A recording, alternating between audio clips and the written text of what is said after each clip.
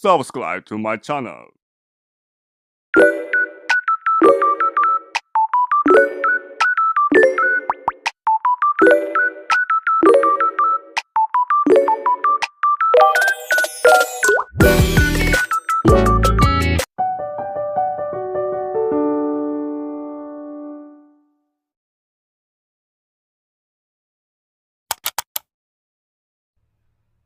Nah, apa yang telah teman-teman amati dan lihat sebelumnya, itu benar sekali bahwa hal tersebut merupakan ekosistem perairan tawar, yaitu ekosistem air yang terdapat di daratan.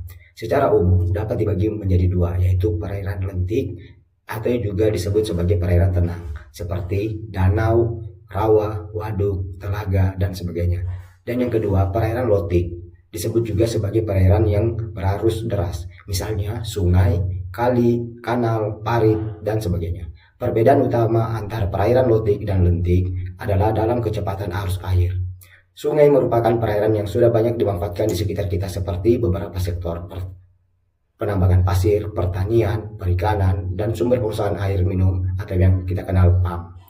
Adanya berbagai aktivitas manusia di sekitar sungai dapat mengakibatkan pencemaran pada perairan. Hal tersebut juga berkaitan dengan komponen biotik yang dapat memberikan gambaran mengenai kondisi fisik, kimia, dan biologi suatu perairan. Salah satu biota yang dapat digunakan sebagai parameter biologi dalam menentukan kondisi suatu perairan adalah makrosobentos. Bentos sebagai biota dasar perairan yang relatif tidak mudah bermigrasi merupakan kelompok biota yang paling menderita akibat pencemaran perairan. Baik, selanjutnya kita akan belajar bersama tentang apa itu makrosebentos. Namun sebelumnya, untuk memaksimalkan media pembelajaran kali ini, maka kita perlu memperhatikan informasi tombol yang ada pada media interaktif ini, yaitu seperti tombol mulai sampai dengan tombol close. Nah, selanjutnya kita akan klik tombol next untuk masuk ke materi. Nah, di sini terdapat dua pilihan pada slide materi. Yang pertama ada tombol karakteristik dan yang kedua ada tombol klasifikasi. Mari kita klik pada tombol karakteristik untuk melihat apa itu makrosebentos. Makrosebentos ini tergolong dalam organisme invertebrata yang hidup di dasar perairan, baik di permukaan maupun di dalam substrat dengan ukuran antara 2 mm hingga 5 cm yang bergerak dengan cara melata, menatap, menempel, atau menggali di dasar laut. Baik, adapun peran makrosebentos dalam ekosistem yaitu berperan dalam dekomposisi dan mineralisasi bahan organik di perairan. Sehingga makrosebentos sering digunakan sebagai bahan indikator atau penentu dalam suatu kualitas air yang mempermudah dan menafsirkan tentang keadaan lingkungan perairan. Selanjutnya, kita klik tombol next.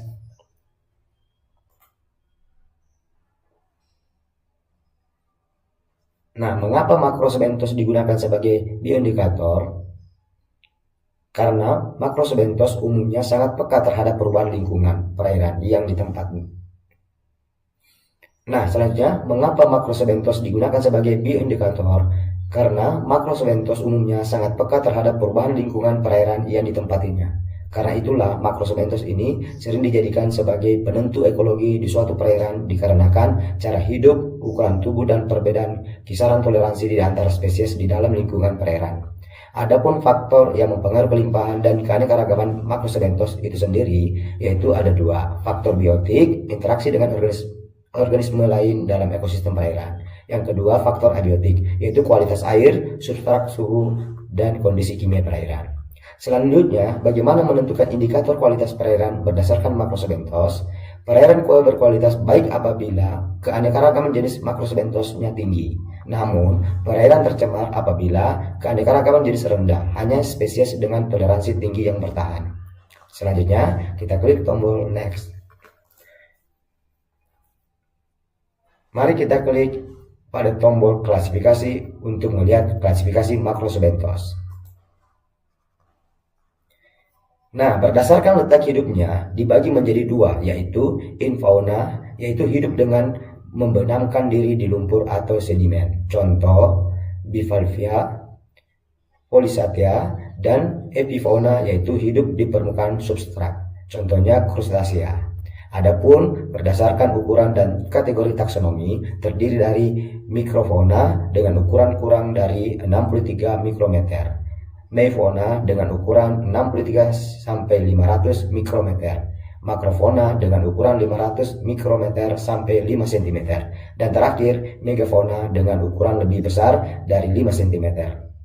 Selanjutnya kita klik tombol next untuk melihat sesuai taksonomi pada slide ini. Nah, di sini terdapat 3 tombol pilihan sesuai dengan filum Macroscobenthos, yaitu ada filum Annelida, filum Arthropoda, dan filum Mollusca. Nah, di sini kita mari klik tombol filum Annelida. Nah, di sini terdapat 2 kelas dari Annelida itu sendiri, beserta contoh gambarnya, yaitu yang pertama ada kelas Oligaceta dan kelas Polysatea. Nah, mari kita klik kelas Oligoceta.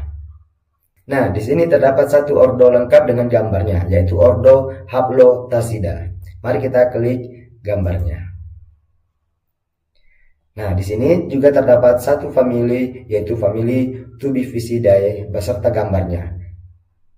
Baik, kita lanjut, kita tekan gambarnya. Nah, ini contoh spesiesnya, yaitu Tubifex sp, atau biasanya kita kenal cacing Tubifex, di mana tubuh spesies ini berukuran kecil, ramping, bulat, dan terdiri dari atas 30-60 segmen. Tubuh cacing Tubifex terdiri dari 2 lapisan otot yang membujur dan melingkar sepanjang tubuhnya. Panjangnya antara 10-30 mm dengan warna tubuh kemerah-merahan.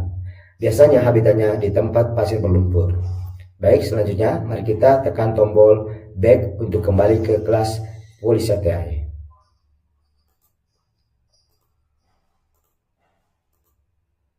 Mari kita klik pada gambar kelas Polychaeta. Nah, di sini terdapat satu ordo lengkap dengan gambarnya, yaitu ordo Eranitia. Selanjutnya, mari kita klik pada gambar tersebut. Nah, di sini ada satu famili Serpylidae beserta gambarnya. Mari kita klik pada gambar tersebut. Nah, ini contoh spesiesnya, yaitu Neanthes.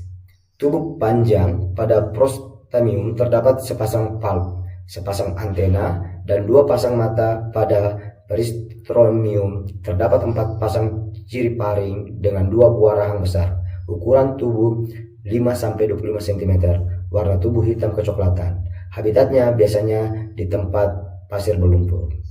Baik, selanjutnya kita akan tekan tombol back untuk kembali ke kelas filum.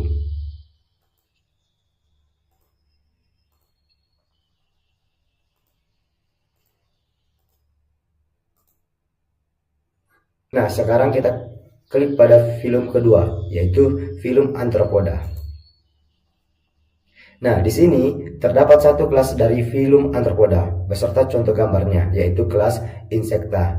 Mari kita klik kelas Insecta.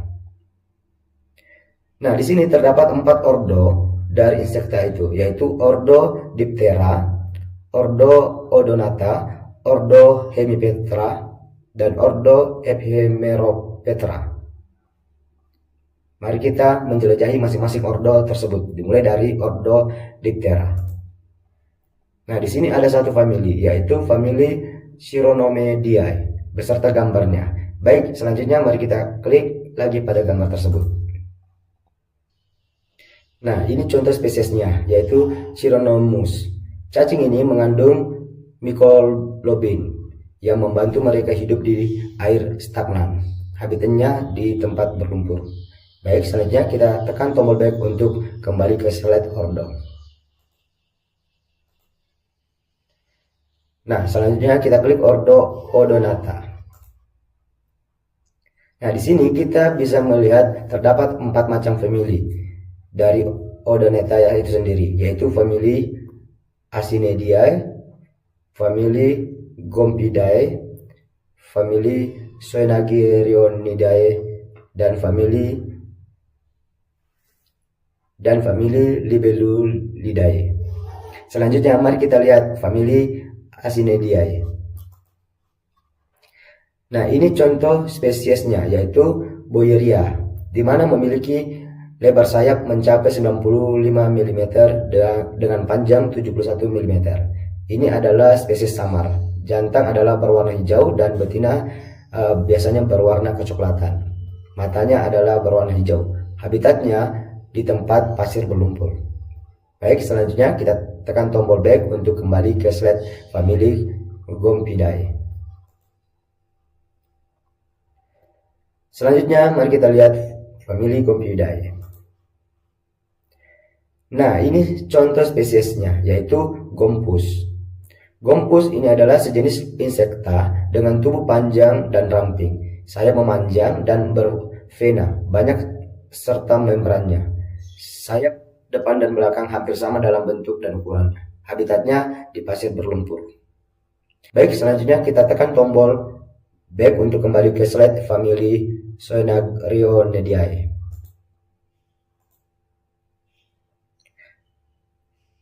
Selanjutnya mari kita lihat family Zoenagrioneidae. Nah, ini contoh spesies yaitu Argyria. Argyria memiliki insang sekitar setengah luas panjang kepala. Tidak ada state mental dengan air 1-4 state labial lateral. Terdiri dan lambat dan didistribusikan secara lambat. Habitatnya di pasir berlumpur halus. Baik, selanjutnya kita tekan tombol back untuk kembali ke slide family Libellulidae. Selanjutnya mari kita lihat family Libellulidae. Nah, ini contoh spesiesnya yaitu Myatheria. Myatheria memiliki hook punggung pada segmen perut ke-8, labium dengan 7 lateral dan 9-11 stay perapian. Tubuhnya berwarna coklat kehitaman, memiliki panjang 6-12 cm. Habitatnya di tempat yang berlumpur. Baik, selanjutnya kita tekan tombol back untuk kembali ke slide ordo Hemiptera.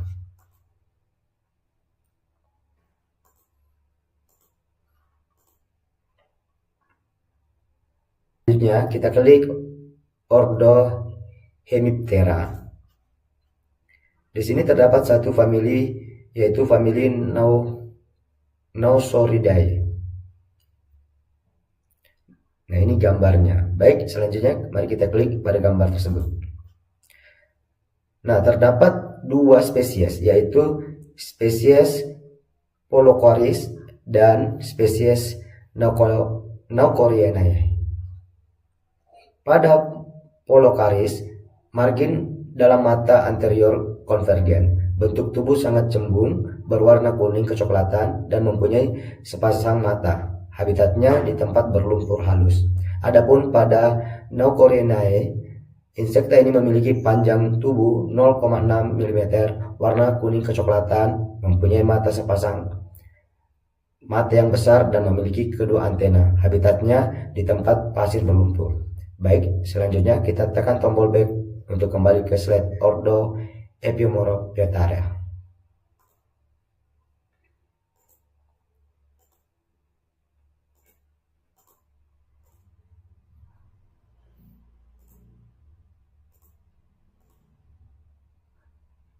Nah, selanjutnya kita klik ordo Epimeroptera. Nah, di sini ada satu famili, yaitu famili Leptopelibeldae beserta gambarnya. Nah, baik, selanjutnya kita klik gambar tersebut. Nah, di sini contoh spesiesnya yaitu Paraleptopelibia, yang mana insekta dengan tubuh memanjang kecil, memiliki mata yang besar, memiliki sayap dan bentuk ekornya memanjang yang akan berfungsi sebagai pergerakan. Habitatnya biasanya di tempat berlumpur. Baik, selanjutnya kita tekan tombol back untuk kembali ke slide film. Nah, sekarang kita klik pada film ketiga, yaitu film Mollusca. Nah, di sini terdapat satu kelas dari film Mollusca itu, yaitu kelas Gastropoda. Ini disertakan gambarnya. Mari kita klik gambar pada kelas Gastropoda. Nah, di sini terdapat satu ordo lengkap dengan gambarnya, yaitu ordo Megastropoda.